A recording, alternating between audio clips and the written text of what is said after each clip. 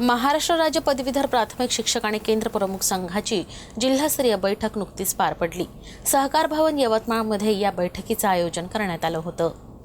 कार्यक्रमाच्या अध्यक्षस्थानी पदवीधर शिक्षक संघाचे जिल्हाध्यक्ष महेंद्र वेरुळकर होते, तर प्रमुख पाहुणे म्हणून माजी विस्तार अधिकारी प्रकाश गुल्हाने, महेंद्र शिरभाते, अनिल पखाले, सावदे उपस्थित होते। उपस्थित मान्यवरांनी क्रांतिज्योती सावित्रीबाई फुले यांच्या प्रतिमेचं पूजन केलं।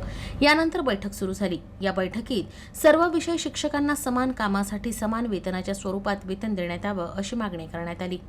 तहसील कार्यकारिणीचा आराखडा आणि जिल्हा परिषदेच्या आराखड्यावरही चर्चा करण्यात आली। 2024चा जो संच मान्यते संदर्भात जी.आर निघाला आणि त्या जी.आरनुसार आपले जे जिल्हा परिषदचे शिक्षक आहे ते त्यामध्ये त्यांची संख्याही कमी होत आहे आणि त्याहीपेक्षा त्यामुळं काय होत आहे की या जिल्ह्यातील जे वाडी वस्तीवरील विद्यार्थी असतील किंवा ग्रामीण भागातील गरिबाचे विद्यार्थी असतील यांच्या शिक्षणाचा प्रश्न भविष्यात निर्माण होऊ शकतो आणि म्हणून त्यासाठी आम्ही ही सभा या 25 तारखेच्या आंदोलनासंदर्भात 25 तारखेला जे समजा राज्यभर रजा आंदोलन आयोजित केलेलं आहे सगळ्या संघटनांनी, म्हणून त्या निमित्तानं ही संघटना आम्ही या ठिकाणी आजची सभा आम्ही आयोजित केलेली होती।